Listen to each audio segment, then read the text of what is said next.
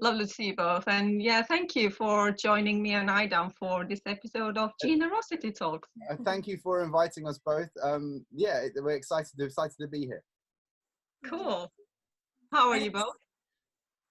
Good. Yeah, we're okay. We've just been quite busy, just preparing for this week, getting quite busy. We've been busy with we work a lot with Tencel and the Kingpin like foundation guys as well, so everything to do with Transformers Ed, and we submitted I think 5 videos for Kingpin's 24. It's wow. It's great, but it's been a lot work. It's been really fun though, and I've been preparing all the stuff regarding the Transformers event, which is on Friday, so it's yeah, lots of cool things. Hopefully we can get you guys involved in that too in the near distant future, but there's so much more cool stuff we're working on, so yeah. Okay, perfect. Yeah, thanks again for your time, and thanks for joining Generosity Talks. So we are all living through extraordinary difficult times, both on personal and business level. What has helped you thrive rather than survive during lockdown? How is working at home? How you have been staying connected to your family and your friends nowadays? We're quite lucky. For the last 3 or 4 years, we've been working in our home office anyway. So actually, things haven't changed too much. All it is that we don't go out as much. That's all. So I think I went out only 3 times in the last 5 weeks, only to get shopping. And it's been quick in and out. And we haven't really seen much of our parents. Like your mum, we've seen her from the doorstep. We've given her some shopping. Or same with us. Stuff like that. So it's very strange, but it's so beautiful outside. You never think there's a big pandemic going on. It's very strange. But we've been keeping ourselves busy. But yeah, it's working from home. We quite like working from home. We haven't been driving each other mad. We have our own offices, and we have our house, our denim house, is like got different zones. So each zone's really cool. So yeah, maybe we can give you a tour later. It'll be funny. But yeah. Yeah, exactly. But like, how about yourselves? Obviously, like, so both of you are working from home. Obviously, with technology, it's been great. And we're still communicating via Zoom and everything, so it's not too much. All the work has been strange because all of a sudden, it's not about designing collections now. It's about presentations, and we've had people calling us up. Can you forget the collection we asked you to? Forget the work we want you to do. Can you do this instead? So our work has kind of shifted and changed. Yes, definitely. Obviously, a lot of it's gone online, and there's been a lot more around the social side of it and communication side of it. So it's almost like some of the things that we signed up to do, they've quietened down, but then all these other jobs have popped up, which are quite interesting for us as well. And it's easy for us because we work from home anyway. We have everything we need around us, so and we're used to it. So we just get on with it. Yeah, I was sewing, I was pattern cutting just the other day. It's a mixture of loads, but Sadia has been doing loads of stuff with like Trisha at like Tencel, and we've been involved with a new video channel for them called like Blue Lens, and so people have been submitting us loads of stuff. We've been editing it, and it's been quite fun. So we've been doing lots of video stuff anyway for the past couple of months, but now all of a sudden it's all about videos. So that's probably why more people have contacted us. Can you help us? And I was like, yeah, we can do it. We just add it onto the list of things we have to do. But we've been, thankfully, alhamdulillah, very, very busy. So we're fine. Cool. I guess it's been relatively easier for people who have already been working from home, already been involved with communications and online content like you guys. So it's been relatively easier transition to this new normal. Same with me as well. We have a new current normal. Not sure even how long this will continue as this is, but we'll see as it comes.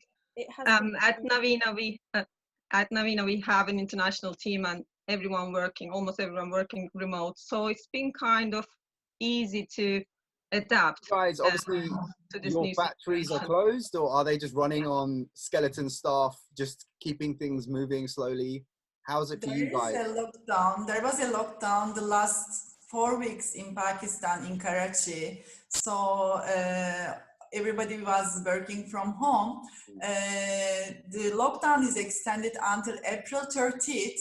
but we got permission to start on 22nd to run earlier than the total lockdown. So we are going to start to work on 22nd of April, and our production is going to run hopefully. Okay, Of fingers course, crossed.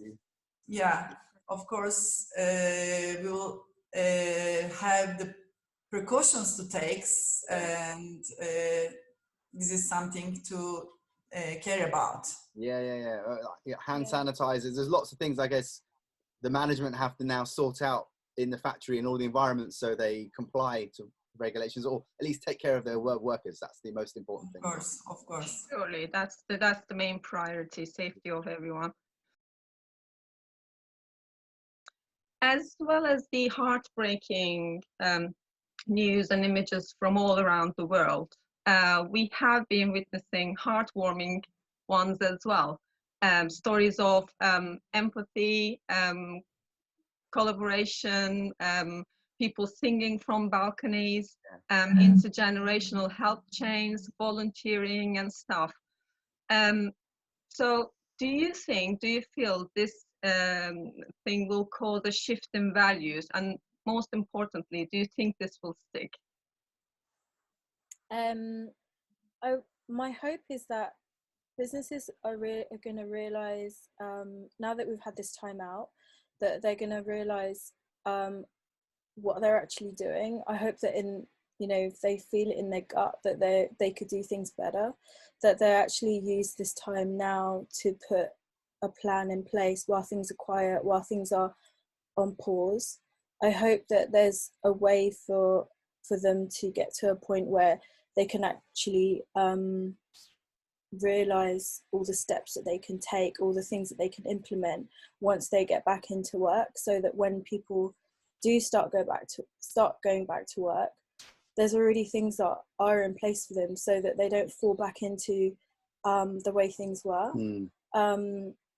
That's my hope anyway, just in areas where things could be better, and that's maybe along the supply chain, or could be just internally, like, or how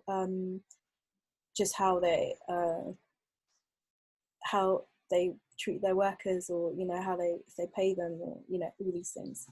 So that's my hope.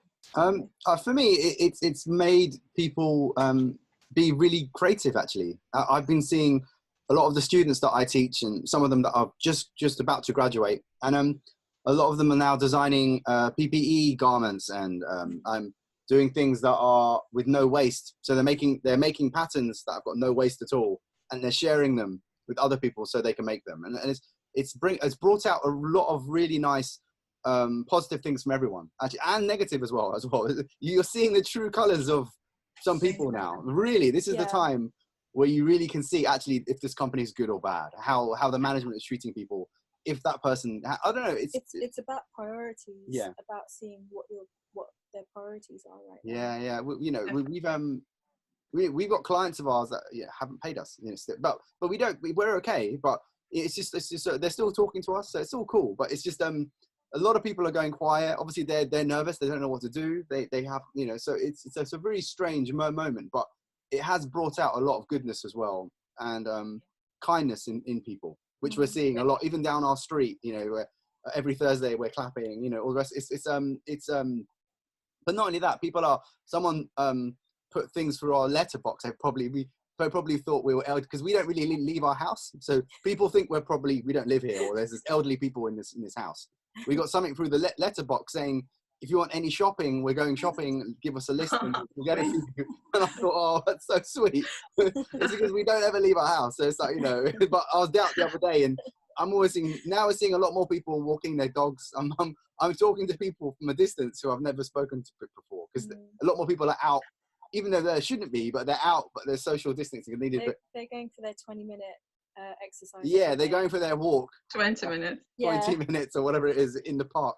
We live in a really nice area of West Sussex, where we have a big lake and nice little 1 mile walk, and So we do get lots of dog walkers going past yeah, us. to be honest, we just see people walking down our street like all the time, and it kind of feels it doesn't feel as isolating as it might do if you're living in a flat. In a flat, I imagine, yeah. An apartment. I think that would be so much harder. Yeah. So we are very thankful for the space that Well, we're in right now. it's a very interesting scenario, obviously, interesting situation that we're all in, because everyone is in the same boat. Yeah. There's no, you know, and everyone's available right now. Whenever we want to speak to her brother, we don't even need to ask, are you available? It's like FaceTime, you know. It's like, it's a really, when everyone's back to work again, I'm sure there are going to be lots of people, like disturbing people, going, oh, I didn't know you're working, sorry, I'll call you later. Drawing those boundaries will be a bit tricky once this goes back. It's just like when WhatsApp became really popular. Now people are like messaging me at Sunday night or Saturday, and I'm like, why is this guy messaging me? I'm like, oh, it's on WhatsApp. The boundaries have already been broken for the last few years. You know, but now it's got even more less boundaries. Yes, this thing accelerated everything. We're in each other's and that. We're all being very nosy. I'm seeing people's videos going, oh, she's got the same book I do. You know, it's like really funny. Because you're inviting people into their homes, so yeah, it's quite funny. Kind of just created this whole new experience, I think, and how we connect with each other. I think it's become almost a bit more human. And you know, I feel like in some ways we're even more connected now than we were before. I used to always feel that being on social, being on your phone is that could be quite challenging for a lot of people, because you actually don't feel connected to anyone, and you have so many followers or whatever. But I feel like now everyone actually is feeling more connected than before, and all these live all these live stories, all these Insta live conversations I've been really enjoying, and I never really listened to those before. You've been watching a lot of people, haven't you? A lot of your friends. You've been contacting friends you haven't spoken to for years. Yeah, I've been doing a lot of that too. And you know, I think I read somewhere that if someone comes into your mind, just get in touch with them. So I've literally been doing that. So yes, it's nice. That's one of my key takeouts from this whole situation as well. Just don't wait to get in touch with someone. Do it while you have the chance. There's quite a few takeouts from this situation, and hopefully the society, and I hope for myself that I'll stick to them. But as you said, this whole situation showed the true colors of everyone involved, whether good or bad. Mostly good. Mostly good. But yeah, it's interesting times that shows good as the bad, but it's surely an accelerator for a better connected world, I think.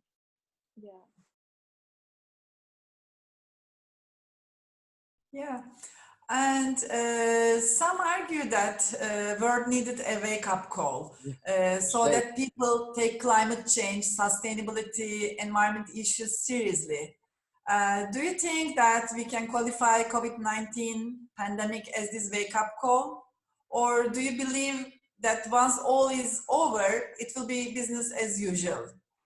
I think personally that it's made us all aware that just 6 or 7 weeks of not going out much has changed the environment where it's more cleaner. So it's given more evidence to the fact that, you know, it may be that once we're all over this COVID period and some kind of normality begins, there'll be a lot more people actually saying, Thursday, Friday, I'm working from home, you know, because I want to just not travel as much. There might be more of that going on. Because, you know, because I remember when I used to, you know, I've been a denim designer for nearly 20 years. And the first part of my career was like kind of like an office job, going in, making sure I'm there by 9 o'clock. And, you know, it was really silly because a lot of the time I used to argue with my management and my boss going, I'll turn up at 10. I'm more productive at that time. They're like, no, you have to log in at 9 o'clock. And I'm like, okay, but I'm just going to make a cup of tea and I'm just going to just do my own thing for the first hour because I need to wake up. So it was just really funny how, you know, you're more productive sometimes. I don't know how you got away with it. Oh, no, but you know, I still did all the work. I'm a lot more productive in the afternoon. That's just how I am. Yes, body clock is Yeah, different. yeah. So you know, it's like working from home. It's like I've been doing it anyway. Like, you know, I work from home anyway, so I do a bit of work and then I have lunch. I have a little nap. I'll be very honest with you. I sit down and very healthy, actually. she laughs at It me. is. She's going, "Are you going to go to sleep now?" And yeah, maybe for 45 minutes. I'll begin again at 3 o'clock, and then I start up again at 3:30. No, I laugh because he says it will be a little nap, but sometimes it's like 2 hours. It's fine. I get up Good for again. you.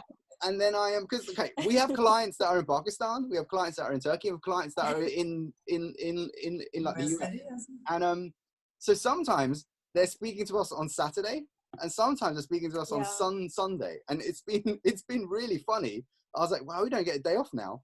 so Yeah, I guess in that way, because with the way that we communicate with our clients, they are abroad, so we actually work in very random hours. Sometimes we work late evenings, early mornings, weekends now, as Mohsin said. Yeah, we're preparing for Monday. So Monday morning, Sadia has to do lots of things like on a certain time frame. So we have to submit everything over the weekend, and then it gets approved, and then Monday morning we know what we're doing. So it's like, it's a really but we've been doing that for a while. But it's been quite fun though. I'm not complaining. I really enjoy it. I'm enjoying this COVID thing. I think, who was it? Someone was telling me, they're going, oh, Andrew Ola was saying to us, going, you know, this COVID experience has basically made him aware that he's looking forward to like retirement.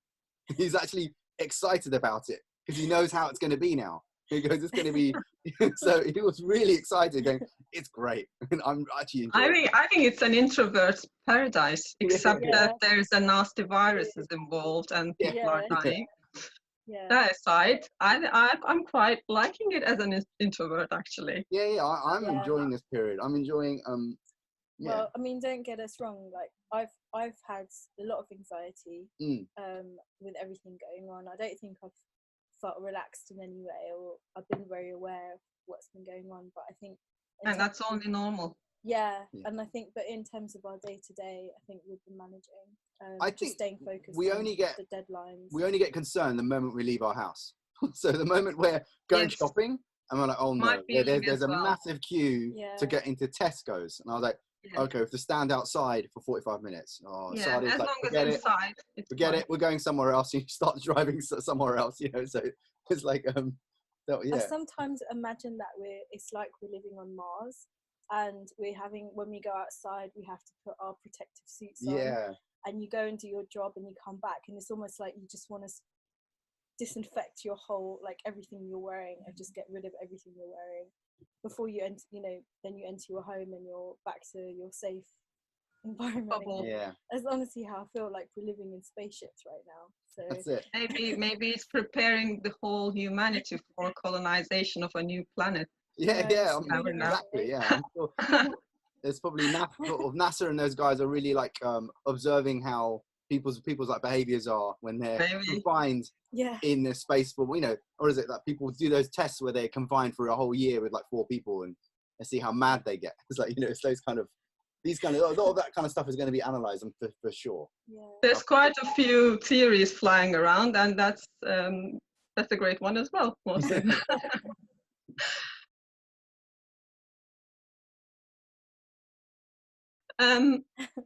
Many people realize that nothing will be the same as before after the pandemic. Many things will change. What do you think in terms of this, and what do you think the repercussions be for fashion and denim industry? I'll jump first. I personally feel buying patterns are changing anyway. So yeah, there will be a mass rush to buy crap. That's for sure. People are going to go and buy, like, it'll be the same people that are buying all the toilet roll. There's going to be like, because so much product has been made. Yeah, a lot of it, some of the big companies aren't paying for it yet, but half of it's stuck on a boat. So there's lots of that scenario going on. But once all that stuff finally gets settled, or some kind of resolution, then there'll be a lot of product out. Whether or not it'll be in season or not, that's another question. But the whole question of seasons is all, for many years, it's been out of sync. You know, you know, we're selling winter garments at the wrong time. We're selling summer garments at the wrong time. And if anything, it's going towards more seasonless, maybe. But for sure, core product is going to be more core, but made more better, I think. There's going to be a lot more emphasis on things that are going to be made a lot more better and stronger, and hopefully fast fashion as well will learn from it.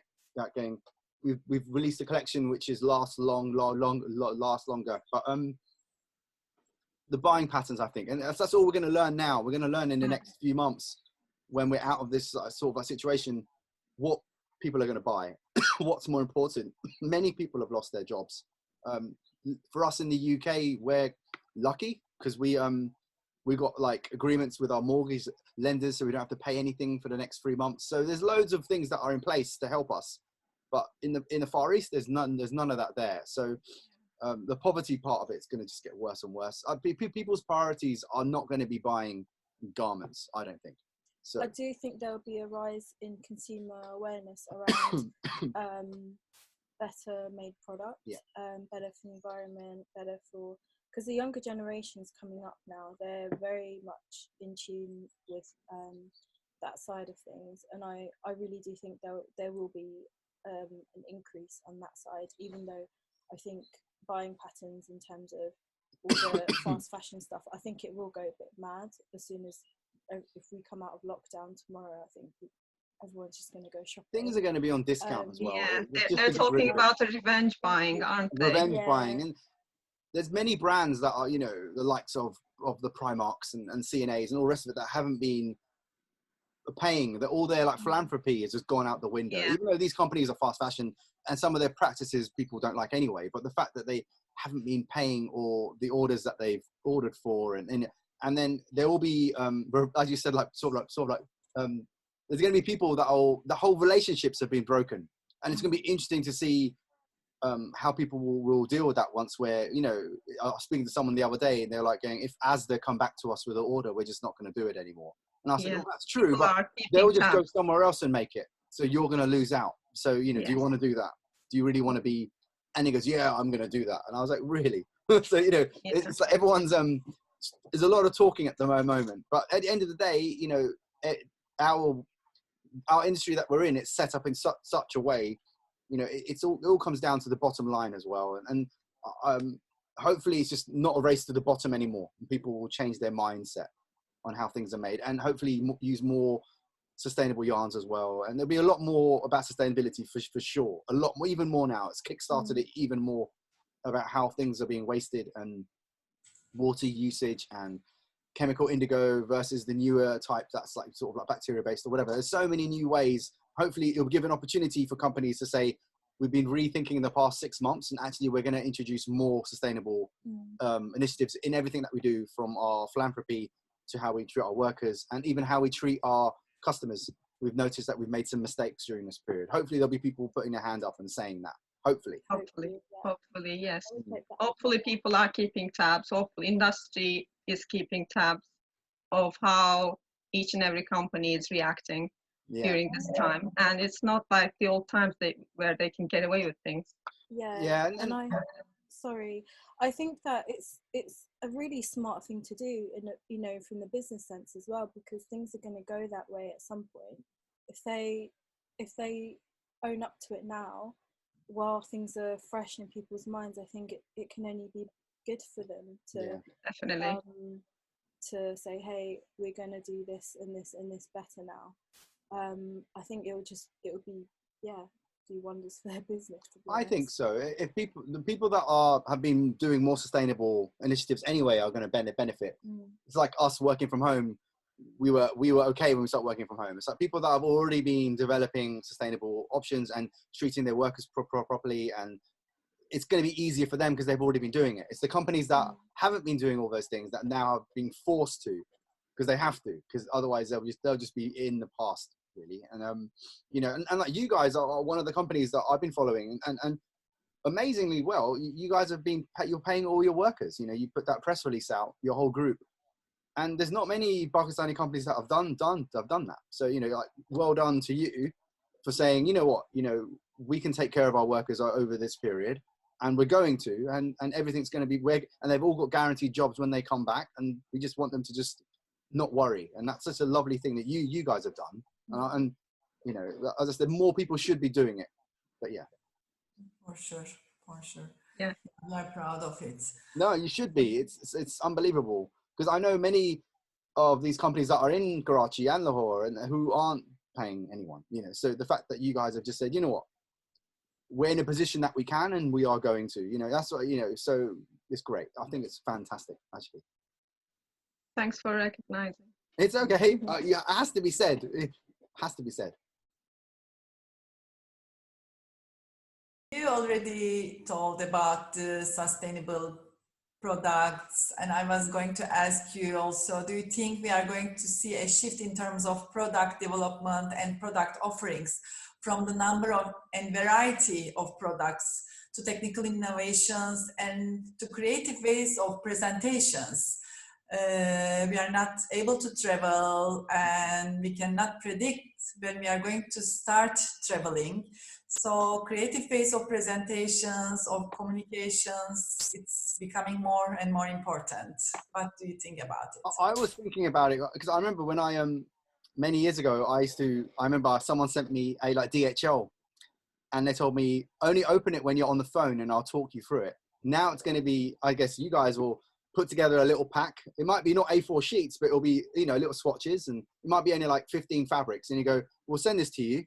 And if you log on in I don't know, 5 days time, someone from our company is going to give a presentation about these fabrics and we'll talk you through it and you can feel it while we're talking about it. There's going to be more creative ways of doing presentations like that. Because obviously, yes, we like to feel things. Even you guys do. And it's very hard when you've got a slide on the screen and you can't see, you know, the slide and the photo's not that good. And because everyone's at home at the moment, no one's doing these polished presentations yet. And even though when we come out of this like situation, you know, I know for sure, okay, if our UK government say, hey, on August the 1st, it's back to normal, you're allowed to travel, but the virus is still out there, you know, but, you know, so it's like, I probably won't be traveling maybe for the rest of this year, I think, you know, so even if I'm allowed to, I probably won't. I'll probably like, I'll rather stay at home. I'll try and do as much as I can from home.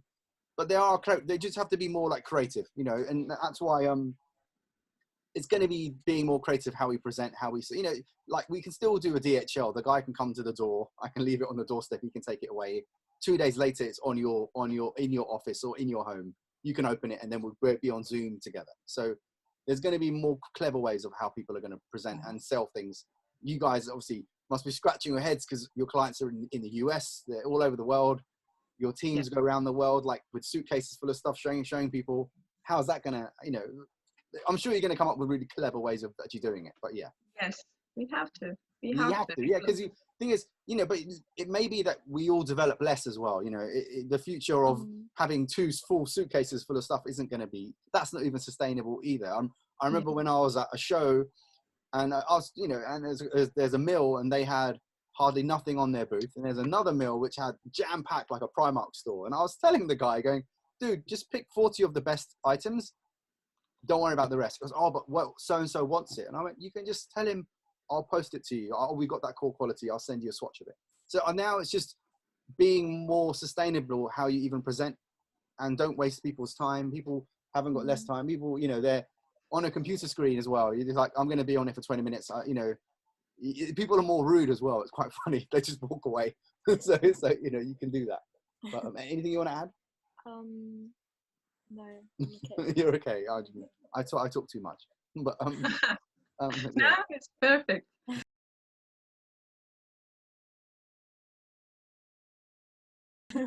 So we talked about the repercussions on new and creative ways on the marketing side of things just now. What do you think will be the changes on the supply chain side after the pandemic? What do you think the effect on the geography will be, and the effect on the brand, retailer, and or fabric and garment producers relations be? I think a lot more people have becoming a lot more conscious about the proximity of how things are made, and it's getting more and more, you know, even with blockchaining, you know, at the end consumer is going to check, where's my garment actually made, where's it come from? So it's more for the buyers and the designers and also the technicians and things to try and make sure things are more closer in proximity. That's what I think it's going to be heading towards, because, you know, getting a fabric from Japan shipping it to somewhere in Italy to get it made, and then shipping it to a warehouse in England or America, sending it out. That future, it's you know, yes, it's going to still carry on, but a lot more people are going to be conscious of that. And the fact that even air travel's changed and everything, more people are more conscious of just their environment that they're in. Even the fact that people have been witnessing spring for the first time. It's really funny. So many people have been commenting going, oh, I can see spring for the first time. I don't even notice it. And I'm like, that's so strange. That's so funny and crazy. But that's what I think. Proximity, how things are made. You know, the fact that you guys, you know, you're Pakistan based or whatever, but you know, but everything, luckily for that region, the cotton and everything's there anyway, so it's not a problem. But for the people that are the other types of companies that really buy their chemicals from one area and ship it over, their proximity areas, I think, are going to change a lot more. Yes, yes. As with everything, this whole situation will accelerate how supply chains are made more efficient and more sustainable. Yeah. The industry was already aware it was better to buy from closer sources and more sustainable sources, but this will accelerate that view and change towards that. There were some conversations about factories opening up in LA, in the UK, and other regions as well. And I think that if that happened, I think that would change. That would change how a lot of the companies where they actually make stuff. I think they would, if the opportunity for them to make in their own country was there, I think they would do it to close that carbon footprint. I think Sadia is right. You know, even the education side as well. But now you can open a cut and sew and a washing facility in the middle of a city. You don't need to be in a industrial area anymore, because you have ozone finishing, you have laser finishing, so you can do a lot of it not in an industrial way. So so it can be more closer to in a city, and you know, so that's the thing. It's like, you know, the future is looking quite bright because we're developing technologies now that aren't that harmful, or how we make things. So it's going to become more closer and closer, and more people are going to see it. Like, you know, even people aren't aware, like whenever those programs come on TV and they show things how they're made, like I'm glued to it. I love all that kind of stuff. And people are the same. That's why whenever there's a building site, there's a little hole there, because people can see what's going on. People love how things are made. They love it. Even people that aren't interested in it, they're like, well, I just want to see how it's made. There's really, it's really interesting that everyone loves it. So the fact that we, you know, it's heading that direction, and we've seen it for some of the clients that we work for. They're opening up one in LA, going to open one in like London. Even the schools that I work for, the RCA and Ravensbourne, and all these guys are opening up denim innovation hubs in their colleges. So exactly. Yeah, I don't know. That's my take on it. You can ask. Yeah. But even the conversations around that is not about keeping it all to themselves. Yeah, it's about getting industry people in, getting students in, and not only students from their own universities, but from universities across England, but I'm sure, you know, abroad. But the idea is that it's a space to share that you can all use together. So I think that collectiveness, I think those conversations have already been happening. So yeah, they have been. If anything, it will just strengthen those plans. There's a lot about sharing and transparency. Well. Yeah, because now, you know, if you guys invented a new way of dyeing or something that was even better than the zero dyeing, I don't know, then it will be, if I invented a new way of doing something, I wouldn't keep it exclusive. I would just share it. Yeah. And it'll be nice for my name to be put on it, but I'll give it out to everyone. And then that way there'll be no, it's kind of like, you know, with a bit of code, or you share it, and hopefully someone will make a better version of it and carry it on. There are all these people that are being secretive about technologies now, especially if they're sitting, there's so many advancements that have been made, but no one's sharing it. And so that's the sad part. So hopefully it will take initiatives like, you know, the Transformers Foundation and all the rest of it, to try and make sure that people just share things more, and we don't just sit on technologies all because it will save money. We just know. So we need to be a bit careful about. Hopefully the mindset is changing, because a lot more younger people are coming through. Even that, you know, the generation, you know, that are like the whole millennials, they're all 20 years old now. They're all starting their jobs. These young kids and young people are going to be in positions of power in the next few years. They're going to be creative directors and in the next few years even. So these people have got a different mindset to how we are, you know, so how we are now. I think in many subjects that they're doing, there's a really big focus on environment in every angle possible in every subject that they're doing. That's what my niece has been telling me anyway. So she's very aware. I think every single product category has to have sustainability in its heart. It shouldn't be, you know, personally, we shouldn't be using polyester. We shouldn't be even using cotton. That's how aggressive I've become now. Yeah. So we should be looking at alternatives to all of it. You know, even our friends at Candiani, you know, they've done loads of cool stuff as well with stretch that, you know, that is biodegradable. Like you guys are experimenting a lot. Watch this space. I know, no, I'm not saying anything, you know, negative. Everyone's doing stuff, and I can't wait for Kingpins like 24. Which is great. And that's the cool thing about the industry that we're in. We're all doing stuff. So every couple of months there's a new innovation. Everyone's pushing it, you know, to the point really where pushing the innovation. It's sure. One mill has got the upper hand now, but we're all going to learn from that, you know, so we're all going to be better at it. And so it's going to just healthy competition.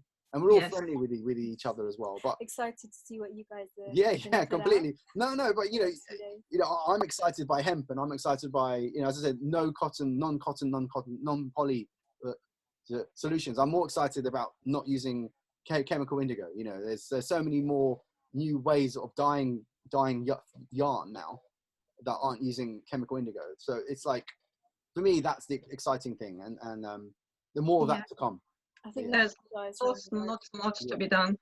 Natural dye to be done. Well, once someone synthesizes a natural dye and makes it so it's not using any terrible chemical, not using benzene, rat poison is one of the main ingredients of like indigo dye at the moment. So it's like, you know, it's that will also change the environments where a lot of these things are made in Pakistan, India, China, all the countries that grow cotton. It will change. Even with the whole BCI, it's been a very positive thing, but now it's just taking it a step further now, but limiting, because I always meet people every year. I meet another mill owner, or I'm opening a cotton mill, and I get really annoyed by it. Going, another guy making cotton, another ginner. So it's like they should just be putting their energy on something else, I think. And I always tell them in a nice, kind way. I say to them, look, you know, I know you want a quick return, but why don't you spend 10 years developing hemp and be the king of it? And by the time everyone's just realize what you've done, you're already 5 or 6 years ahead. And you work with like Toyota in like Japan and develop a new way of spinning, and you know, and then you sell that technology later after you've had it exclusivity for a year or something. There's many clever ways of doing stuff, but put the energy on something more sustainably led. That's what I think. Definitely. I have no idea if we're answering your question. Yeah, sorry, I feel I'm just ranting about other stuff. No, that's the whole idea. It's just like a casual conversation. Yeah. Nice catch up in terms of everything that's going on and more. You know, I know you guys, you know, that's the thing, when you develop any kind of fabrics, and I know because I work with you guys and work with lots of people, it sometimes can take a couple of years to develop something. And if anything, you know, the whole, it's going down a way where everyone's now thinking about antimicrobial and antibacterial. And the hilarious thing is, a lot of these things we already have invented and made in the denim world. You know, the ozone machine is perfect for that. You know, you can, because everyone's been talking about going, oh, Mohsin, when we get back to normal, I don't know if I'm going to try on garments anymore. I don't know who else has worn it. So how can I deal with that? And I'm like, well, stores will have to offer solutions where you can't try on stuff, or if they do, you know, they have to have an ozone machine back on the back and they wash something. I don't know. It's a real strange one, because the moment that someone's touched it, even when I sell stuff and they return it, because people are hilarious, like online, they buy 2 or 3 of the same thing and they return one of them that doesn't fit. That's a very terrible thing that they do. And it's quite common. And when you get that return garment, you can't sell it for full price anymore because the seal's been broken, and it's really annoying. But a lot more people are buying online now. It's I don't know. It's the whole online thing. I think Amazon have just increased their business, haven't they, in this period? I think they're one of the better companies that are hiring more staff compared to the norm of getting really on furloughing staff. But I think people are saying that this is an opportunity to tap into luxury fashion right now. Yeah, there you go. And beauty. So we'll be all selling our stuff through Amazon soon. So, Who yeah, knows? the more advanced way of eBay, but it's a bit more professional. Who knows? The future's looking. Certainly, if there are a few winners, it's one of them is online advanced companies who are selling online. Yeah, I think Zoom as well. That, I didn't even use Zoom until I got invited, and I was like, oh, Zoom, and I straight away bought the £16 a month thing, because I said I'm going to be recording videos. I need to have one of the functions, so there's no issue. But my kids are having school online via Zoom. Everything is by Zoom. Yeah. It's interesting because so many people have been asking me also, it's like, oh, Mohsin, now's the opportunity for you to do all your classes online. And I was like, yeah, that's true. And I just want it to be as professional as possible. I don't want it to be in a home environment, but it might have to be in a home environment because, we can't really go to a fancy white studio and plan it all out at the moment. But I don't know. We had to do a photo shoot for a client, and obviously it got cancelled.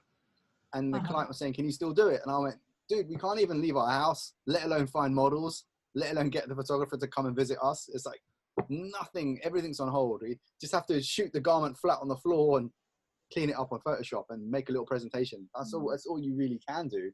Or shoot it in our garden like we did for a client. It was really funny. They loved it though. They're like, oh, nature. I was like, cool.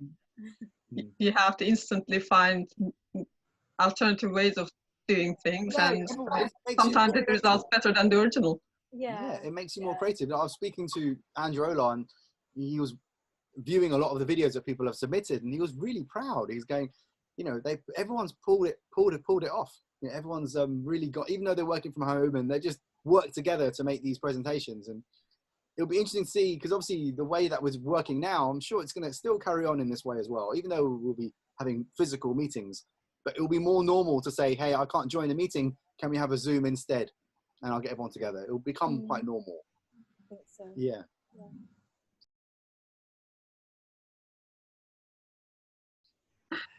Yeah, I was going to tell. The shows have been important events for the industry.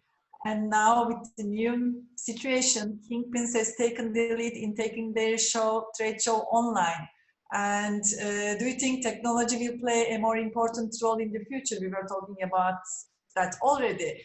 And do you think that this will become a permanent change for the trade shows?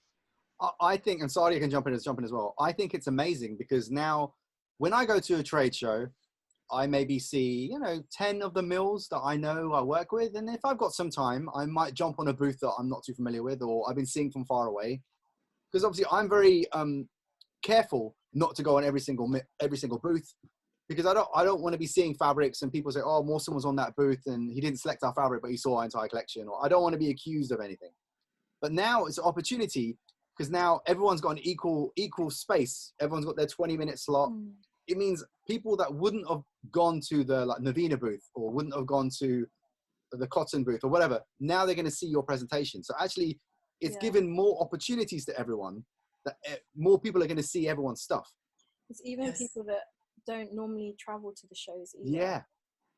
Or they weren't allowed. They can only go to one show a year. Yes, that's true. Because there's a lot of, companies are huge, aren't they? And, with mills as well, there's businesses are huge, but they're, the employees, only a select few get to go. So I guess the entire company can watch. The head buyer only with the designer. They get to see what other people, they get to learn about what's going on.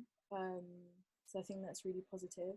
Yeah, it's a much wider audience. Yeah, it's a much wider audience. So some mills have commented that actually this could be quite a good thing for us, because we're getting our message out to a lot more people than we might normally get the chance to. Because even at the trade shows, sometimes it's quite hard to get onto the booth that you want to see, because it's so busy and you have to come back again in 10 minutes or come back in 20 minutes. Or, I think in our industry it's interesting, because I think this is going to show us how to up our game digitally, online, and how to communicate better online, because there are still improvements being made in some areas, in some companies. And on the other hand, I feel like you can't get past the fact that you need to feel this fabric. Yeah. So that's something that I feel like there still will be a physical meet up in some way, or someone sending a package, and or if it's someone sending something, or you know, maybe it happens that way. But I feel like you can't get past that thing of needing to feel the fabric. But all the rest of it, I think all of it can be done online. I think this is going to the next few days are going to prove that as well. Yeah, people have realized that they can do it. They don't have to have a fancy office to do half the things that they need to. Yeah. But for you guys, you're still engineering. You still have to go to work. Your technicians still have to develop new fibers, new way of spinning, and that can't be done from home. Maybe maybe you can do it on. For now. Maybe you've got some, I don't know, special system where they're engineering at home. I don't know, but maybe you've got AIs doing everything for maybe you. that's the future. You're controlling them. And then sending it for the 3D like printer. Westworld or whatever. You have robots like doing everything. Westworld. Yeah, robots doing everything, which I'm sure will probably be happening in the future. But, but no, it's I've lost my train of thought. But I think, you know, everything that what Sadia was saying is true. It's changed the way people have realised that there's opportunity now. These kind of shows, and Kingpins have led the way, and it's brilliant. And all the other shows have been cancelled or postponed. But that's the great thing about Andrew. He goes, no. People rely on us. You know, people, like, we get most of our business from these shows. We go there and we meet people face to face. And I think, the social side of it, I think that's what everyone enjoys as well. I think people like getting out of their office environment as well. They're, you know, the environment they're in every day. So going to these shows, traveling out there and seeing everyone face to face is really nice for everyone as well. And seeing everyone's presentations, like, you know, there's always those talks at all these shows, and I spend most of my time sitting down listening to people. But this is like the best thing, you know, because now 2 days, I'm gonna sit. We're linking up our laptop to our big TV in our living room. We're just gonna have popcorn and just watch it for 2 days. So luckily for us, we're like in like the UK time zone. I feel sorry for our American friends who have to get up at 2 in the morning. Or whatever it is. Even in Asia, because it's going. In Asia, it's not too bad. I think they're staying up late. It's just staying up a little bit late, But American friends have got it quite hard. But they'll do another one for the New York show as well. So there'll be more presentations we will have to produce. So that's not going to end. Yeah, and many people from the industry will now be able to see the innovations from other companies, etc. And that's a big change as well. But it's great. There have been some companies that I know that have like refused to do it though. They're like, no, we're not sharing it. So that's interesting, because they're the companies that are behind closed doors. And that's a shame, I think, because, you know, it's like, if you present something, sure, people can imitate it and copy it, but they can't really, because they can't even feel it. It's like me talking about something, you know, it's like a theoretical thing. Yes, you can go off and develop it, but and you should, you know, we all should be learning from each other as well. It's all about openness and transparency from now on. Otherwise, you're not future-proof. For the betterment of the industry, we have to be sharing everything that we're doing. And, you know, if you guys invent a new way of doing something, you know, yes, you can have it exclusively for 6 months to a year, but then you go, now we're going to share it with our other friends. So then they can learn, and hopefully they can better it. So that's what I think. Before this whole pandemic situation even started, before it even took shape, at Naveena, the theme for our new collection was named Generosity. Because we thought it meant more than ever in terms of meaningful and authentic collaborations, connections, sustainability and transparency. And translating all that to the product offering. And now it resonates deeper than we ever thought it would be. So I'd like to ask you finally, what does generosity mean to you? Well, for me, if you take the word generous, it means that you're giving, you're sharing, you're taking care of others. And I feel that in this climate and with everything going on, I do think that this is what we need to do. I think we all need to share.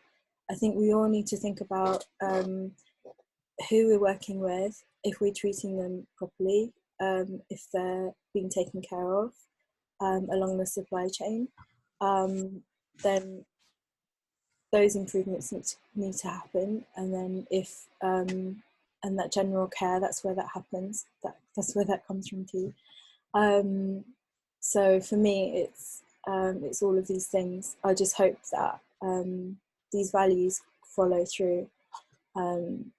So yeah, that's what generosity means to me, is caring and yeah, being generous. Yeah, I think it's just being very kind and taking care of everything around you. You know, if you know, I always, whenever I see factories as well, you know, I go into a factory, it's beautiful on the inside, but the outside of the factory is not that nice. And it always confuses me. Like, why don't you guys just clean up the outside? Oh no, it's, that road doesn't belong to us. And I'm like, yeah, but if each of you guys just cleaned your own road up, the whole environment would be better. It's like, they're going to be, it's just being caring, but taking it a step further and taking care of your neighbor as well. And making sure everyone's okay. And you guys, you know, are one of the best at it, I would say. You know, a very kind group. And I was very emotional when I found out you guys were paying all your workers. I went, good for them. You know, it's like, you know, good for them leading as well and showing a benchmark of how a good company can be, like, responsible. I think it's about impact. It's the term impact. It's about what you're actually putting out there and what you're doing, because it all has repercussions. So I think it comes back to that. If you're doing everything in a kind, conscious way, then that will feed everything in a nice, conscious way. If you're doing anything in any other way, then it will feed it that way. So I think it's really about impact. And you'll get it back, you know, even though you don't see some people like, you know, they're like, oh, I don't see the benefit of doing that.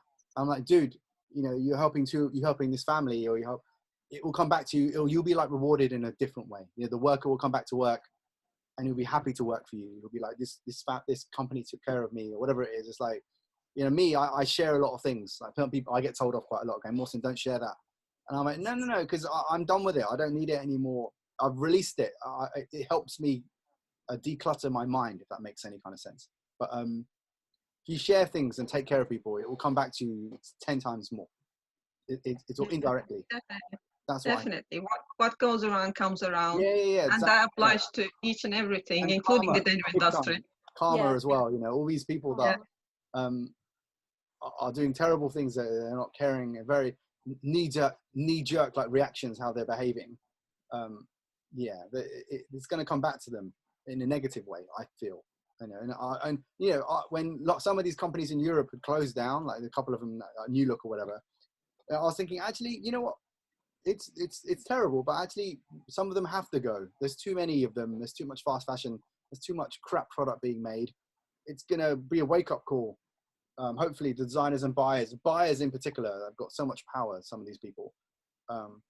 Hopefully they'll be educated throughout this period, and they're going to go, actually, I think we shouldn't develop these fabrics anymore, or we shouldn't be going for the bottom line as much. We should just pay a little bit more than we should have been doing. And hopefully it will go back to the workers as well. But yeah, generosity is a great little wordplay you guys actually did there, like with your sort of like generosity. But yeah, I smiled when I saw it. I didn't think it was corny. I thought it was quite cool. Bonus. Yeah. Sometimes some of these words, they're just too much, right? So I was like, actually, that's quite a good one. Yeah, I like generosity. Yeah. You should definitely like register it as soon as you can. When the patent office opens, you guys should be there. Honestly, I've got a good patent lawyer. I can send it to you. You can do that straight away.